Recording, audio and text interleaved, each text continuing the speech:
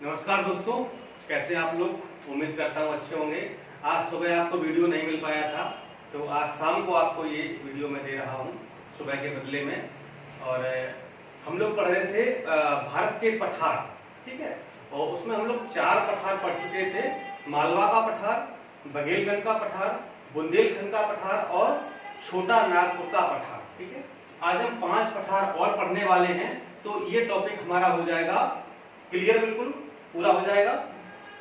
तो जितने भी प्रश्न आने हैं इतने से आ जाएंगे, इससे बाहर कुछ नहीं आने वाला, ठीक है। इतना आप तैयार कर लीजिए। तो अगर पठार वाले टॉपिक से कोई क्वेश्चन आता है तो यहाँ से वो कंप्लीट हो जाएगा, ठीक है। और इसके बाद हम लोग पढ़ेंगे पश्चिमी घाट और पूर्वी घाट, ठीक है। जो हमारी आगे की रणनीति है, बहुत लोग कमेंट करते हैं सर आपकी क्या प्लानिंग है, क्या रणनीति है, तो मैं बता रहा हूँ। इसके आगे हम लोग को पढ़ेंगे पश्चिमी घाट, पूर्वी घाट, जहां से प्रश्न अक्सर पूछा जाता है। इसके बाद बचा हुआ है पहाड़ियां, सतपुड़ा, विंध्यन, अरावली, ये सब पहाड़ियां बची हुई हैं, यहाँ से प्रश्न पूछा जाता है।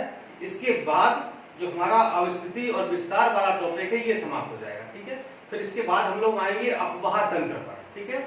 अपवाह तंत्र में 2 चैप्टर होंगे हमारे, एक उत्तर भारत की नदियां और एक होगा दक्षिण भारत या फिर प्रायद्वीपीय भारत की नदियां, ठीक है। अपवाह तंत्र से बहुत ज्यादा प्रश्न पूछे जाते हैं, बहुत ही इंपॉर्टेंट टॉपिक है।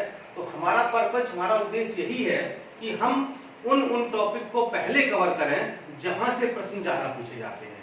क्योंकि समय कम है, सिलेबस ज्यादा है, हालांकि अच्छी बात है कि 1 सप्ताह का समय और मिल गया है, तो हम उसमें और बेटर करने का प्रयास करेंगे और ज्यादा पढ़ाने का प्रयास करेंगे, ठीक है।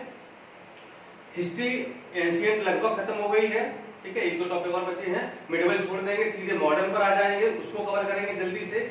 और इसके बाद साथ में करंट, यानी जनवरी से और जुलाई अगस्त तक का करंट अभी आपको और पढ़ना है, क्योंकि यहीं से मैक्सिमम प्रश्न पूछे जाएंगे।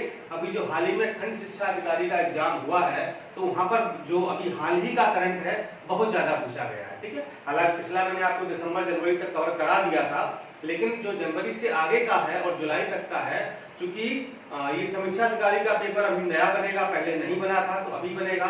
इसका मतलब है कि इसमें जुलाई तक का या अगस्त तक का करंट पूछा जा सकता है, ठीक है। तो वो भी आपको हम पढ़ाने वाले हैं, बस 1-2 दिन में उसका भी लेक्चर आप लोगों को मिलना प्रारंभ हो जाएगा, ठीक है। तो यही हमारी प्लानिंग है, ताकि पॉलिटी वगैरह और सारी चीजें मैंने आपको पढ़ा दी हैं, ठीक है। बहुत लोग ये भी कमेंट करते हैं सर आपने अभी तक कुछ नहीं पढ़ाया, ये नहीं पढ़ाया, ठीक है। आप देखिए जाके लगभग 300 वीडियो पड़े हुए हैं चैनल पर, ठीक है। तो ये भी देखिए 300 वीडियो मैंने कितना, मतलब इतने कम समय में 5 से 6 महीने में 300 लेक्चर मैंने आपको दे दिए हैं। तो मतलब कोई मैंने अकेले, ये सबसे बड़ा देखिए, मैंने अकेले सब कुछ मैटर बनाना, इस पर लिखना, वीडियो अपलोड करना, मतलब सारी चीजें A to Z सब कुछ मैं ही कर रहा हूँ। उसी बीच में टेस्ट सीरीज भी चल रही है, ठीक है, बहुत सारे काम है।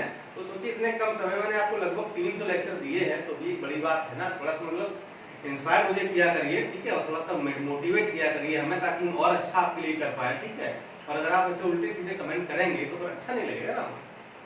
हम इतना आप सबके लिए कर रहे हैं, ठीक है, तो आप थोड़ा सा हमें प्रोत्साहित कीजिए ताकि हम और बेटर करने का प्रयास कर पाए, ठीक है।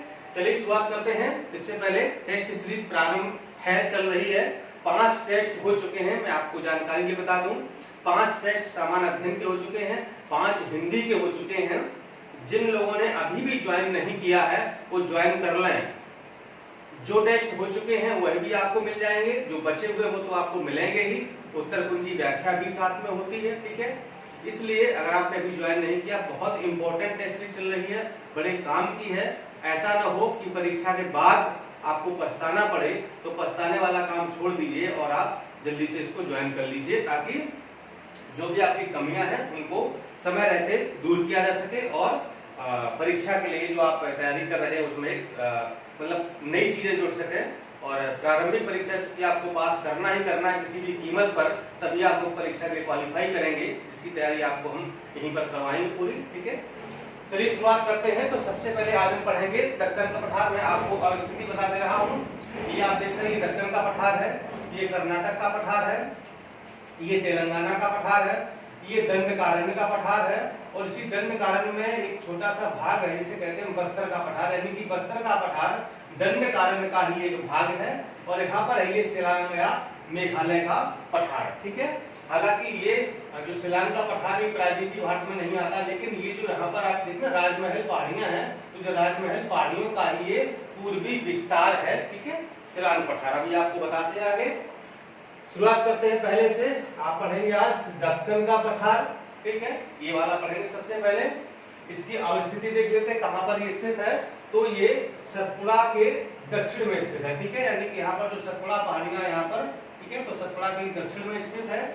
पश्चिमी घाट के पूर्व में, यहाँ पर जो आपका पश्चिमी घाट है, ये पश्चिमी घाट के पूर्व में स्थित है, तथा पूर्वी घाट के, अब जो कि ये पूर्वी घाट इधर है, तो पूर्वी घाट के पश्चिम में स्थित है, ठीक है, यानी कि सतपुड़ा के दक्षिण में, पश्चिमी घाट के पूर्व में और पूर्वी घाट के पश्चिम में ये स्थित है, ठीक है। अगर इस प्रकार का कोई कथन कारण का प्रश्न बनता है तो आप आराम से कर सकते हैं कि पश्चिमी घाट के पूर्व में, पूर्वी घाट के पश्चिम में और सतपुड़ा पहाड़ियों के दक्षिण में ये स्थित है, ठीक है।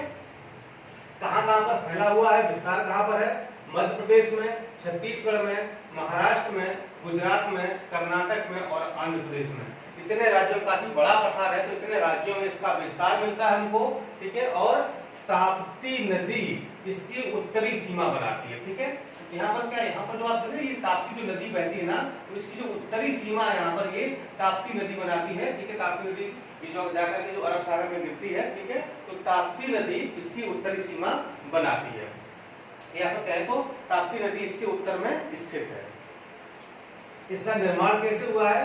तो बेसाल्ट चट्टानों से इसका निर्माण हुआ, या कहें तो दक्कन ट्रैप, पीछे मैंने आपको जो पढ़ाई है दक्कन ट्रैप, ठीक है, दक्कन ट्रैप को ही हम बेसाल्ट चट्टानें कहते हैं। तो बेसाल्ट चट्टानों से या दक्कन ट्रैप से इसका निर्माण हुआ है और इसके अंतर्गत निम्नलिखित संरचनाएं आती है, यानी कि इसके अंतर्गत क्या क्या आता है ये आपको बता दें। इसके अंतर्गत हरिश्चंद्र पहाड़ियां, बालाघाट पहाड़ी, अजंता पहाड़ी और गबिलगढ़ पहाड़ी इसके अंतर्गत आती है। 4 प्रकार की पहाड़ियां हैं जो इस पठार के अंतर्गत आती हैं, इस पठार का हिस्सा है, और ये चारों पहाड़ियां महाराष्ट्र में स्थित हैं, ठीक है। अगर पूछ दिया जाए किसी पहाड़ी के बारे में कि हरिश्चंद्र पहाड़ी, बालाघाट, अजंता या फिर गबिलगढ़ पहाड़ी ये कहां पर स्थित है, किस राज्य में है, तो आप बताएंगे कि ये महाराष्ट्र में स्थित है और ये दक्कन पठार का भाग है या दक्कन पठार की संरचनाएं हैं।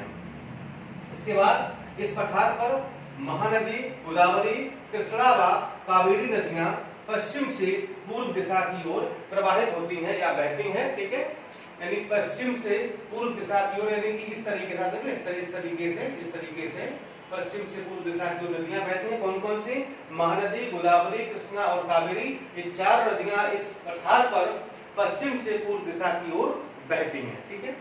ये थी इसके बारे में कुछ जानकारी, अगर कोई क्वेश्चन बनता तो अपने से बन जाएगा, ठीक है। अब हम पढ़ेंगे आगे दूसरा दंडकारण्य का पठार। यहाँ पर स्थित है ये दंडकारण्य का पठार, ये वाला है, ठीक है। ये जो दंडकारण्य का पठार है ये दक्कन पठार के अंतर्गत ही आता है, ध्यान रखिए। तो दंडकारण्य का पठार है, ये जो दक्कन पठार है इसी का जो पूर्वी विस्तार है उसे कहा गया है दंडकारण्य का पठार, ठीक है। और इसका जो विस्तार मिलता है वो है उड़ीसा और छत्तीसगढ़ में। ये जो दंडकारण्य का पठार है उड़ीसा और छत्तीसगढ़ में फैला हुआ है और इसके अंतर्गत बस्तर का पठार आता है, ठीक है। यानी कि जो दंडकारण्य पठार है वो दक्कन पठार का एक भाग है या कहें तो पूर्वी विस्तार है, और दंडकारण्य पठार के अंतर्गत ही एक छोटा सा पठार और है जिसे कहा जाता है बस्तर का पठार, ठीक है। बस्तर का पठार है, और ये जो बस्तर का पठार है ये भारत में टिन का एकमात्र भंडार है, ठीक है। तो टिन एक खनिज होता है, ठीक है, तो टिन का एकमात्र भंडार है भारत में बस्तर का पठार, यानी कि टिन भारत में कहां से पाया जाता है? बस्तर के पठार से पाया जाता है। या बस्तर का पठार किस खनिज के लिए प्रसिद्ध है? तो आप कहेंगे टिन के लिए प्रसिद्ध है। किसका भाग है? दंडकारण्य पठार का भाग है बस्तर का पठार। 2 पठार आपके हो गए हैं, ठीक है। इसको यहाँ छोड़ देते हैं। यहाँ पर सीधे आते हैं हम लोग मेघालय या फिर शिलांग का पठार इसको कहते हैं, ठीक है। और यह प्रायद्वीपीय पठार का ही हिस्सा है, ठीक है।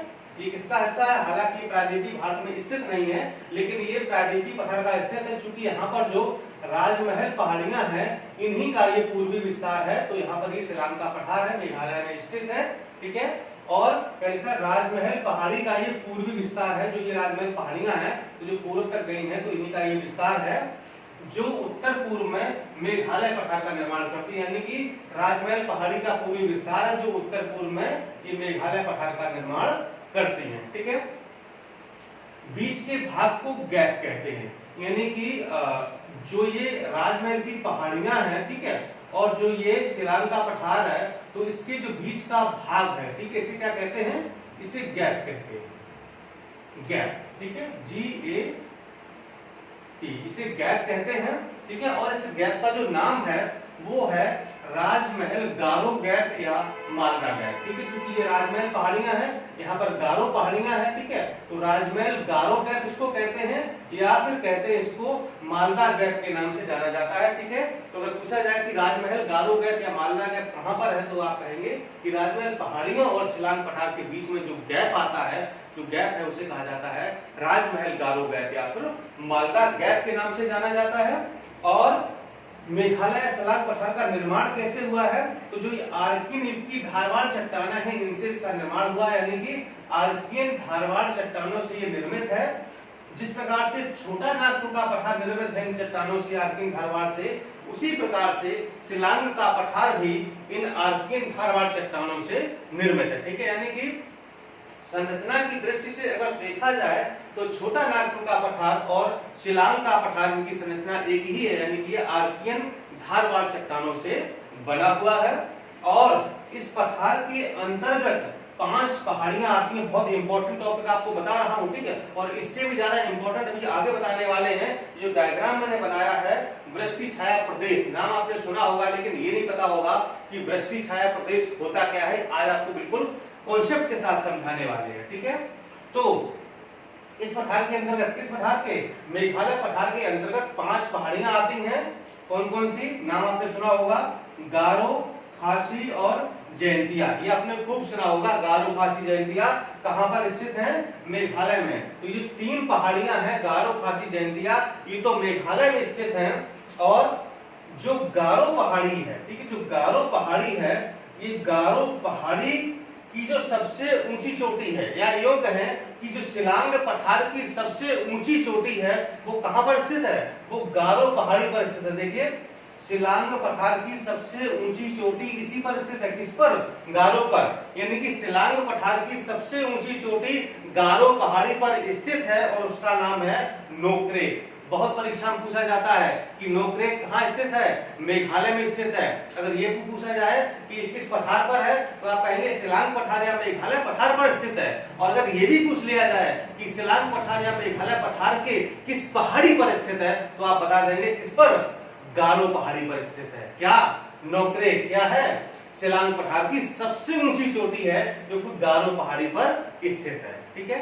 इसके बाद 2 पहाड़ियां हैं, मिकिर और रेगमा। ये कहां पर स्थित है, ये असम में स्थित है, ठीक है। गारो, खासी, जयंतिया मेघालय में, मिकिर और रेगमा ये असम में स्थित है। तो इस पठार के अंतर्गत ये 5 पहाड़ियां आपकी आ गई हैं।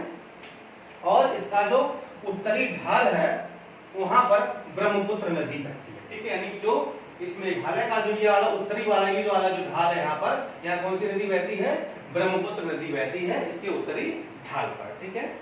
अब आते हैं हम लोग तेलंगाना के पठार पर। ये आपका तीसरा हो गया आज का, और ये आपका चौथा हो गया है तेलंगाना का पठार, ठीक है। कहां पर है, ये तेलंगाना का पठार आप देख पा रहे हैं, ये तेलंगाना का पठार है। स्थिति इसका विस्तार कहां पर है, इसका विस्तार आपका आंध्र प्रदेश के पश्चिमी भाग में ये विस्तृत है, ठीक है। आंध्र प्रदेश के पश्चिमी भाग में इसका विस्तार है। इसका निर्माण कैसे हुआ है, तो कोडप्पा, आर्कियन व धारवाड़ चट्टानों से ये निर्मित हुआ है। किन किन से, कोडप्पा, आर्कियन और धारवाड़, 3 प्रकार की चट्टानों से तेलंगाना पठार का निर्माण हुआ है। और गोदावरी नदी इसको 2 भागों में विभाजित कर देती है, यानी कि जो गोदावरी नदी है इसके बीचों बीच से होकर के बहती है और इसको 2 भागों में विभाजित कर देती है। और जो इसका उत्तरी भाग है वो पहाड़ी वाला है और वनाच्छादित है, यानी कि जो ये उत्तरी भाग आपका है, यहाँ पर क्या है, यहाँ पर पहाड़ियां हैं और बहुत सारे वन मिलते हैं। और जो दक्षिणी भाग है यहाँ पर उर्मिल मैदान मिलते हैं। कैसे, यहाँ पर लिखा हुआ है, कैसे मैदान, उर्मिल। फिर से लिख दे रहा हूँ, यहाँ पर उर्मिल मैदान मिलते हैं इस दक्षिणी वाले भाग में। उर्मिल मैदान क्या होते हैं, यानी कि ये उर्मिल मैदान तालाब निर्माण के लिए बहुत ही उपयुक्त होते हैं, या अच्छी दशाएं होती वहां पर तालाब का निर्माण हो सकता है, तो ऐसी जगह को उर्मिल मैदान के नाम से जाना जाता है। ये दक्षिणी भाग कैसा है, उर्मिल मैदान है, तालाबों के निर्माण के लिए बहुत ही उपयुक्त है। और इसी दक्षिणी भाग में वर्धा नदी भी बहती है। लिखा हुआ है कि इसी दक्षिणी भाग में वर्धा नदी भी बहती है। ठीक है, और यह पठार वृष्टि छाया प्रदेश के अंतर्गत आता है।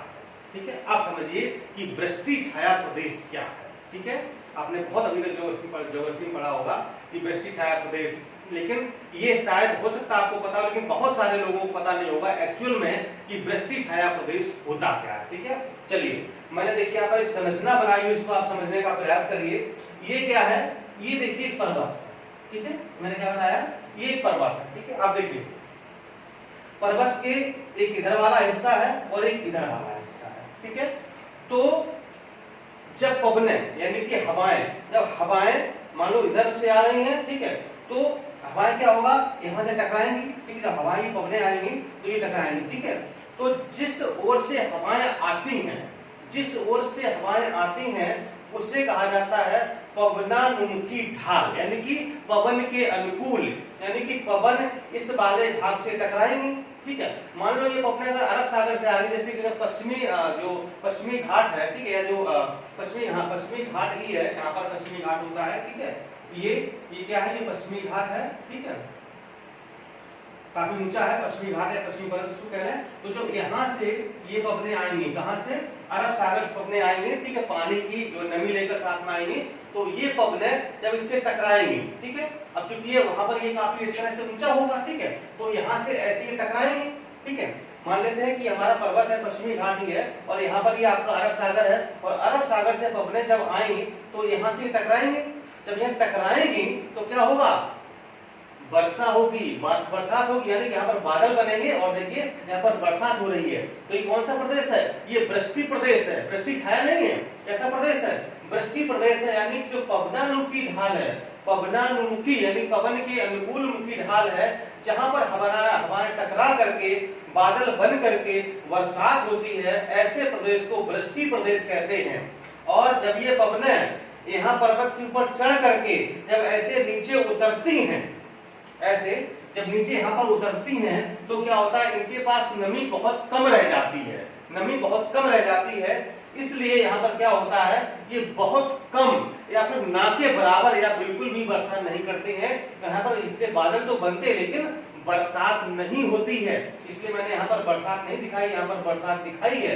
यहाँ पर बरसात नहीं हो रही है क्योंकि सारी नमी यहाँ पर टकरा गई है, बादल बन गए हैं, पानी बरस गया है, वृष्टि प्रदेश है, पवनानुमुखी ढाल है। लेकिन जब ये हवा नीचे ढलान से उतरती हैं तो इसे कहते हैं पवना विमुखी ढाल, यानी कि पवन के विमुख, पवन के अनुकूल नहीं, विमुख है, यानी कि पवन यहाँ से उतरेंगे तो यहाँ बादल नहीं बनेंगे, बरसात नहीं होगी। तो ऐसे ही प्रदेश को, जहां पर ये बारिश नहीं होती है, ऐसे प्रदेश को वृष्टि छाया प्रदेश के नाम से जाना जाता है। ठीक है, ऐसे प्रदेश को वृष्टि छाया प्रदेश के नाम से जाना जाता है। तो अगर हम यहाँ पर पश्चिमी घाट की बात करें, पश्चिमी पर्वत की बात करें, तो अरब सागर से ये पवनें जाती हैं, यहाँ पर टकराती हैं, टकरा करके यहाँ बहुत ज्यादा बारिश करती हैं, लगभग 250 सेंटीमीटर तक बारिश करती हैं। लेकिन जब ये पवनें यहाँ पर नीचे उतरती हैं, अपने यहाँ पर जाती हैं, पवना विमुखी ढाल पर जाती हैं, तो यहाँ पर बहुत कम या फिर ना के बराबर वर्षा करती हैं। इसलिए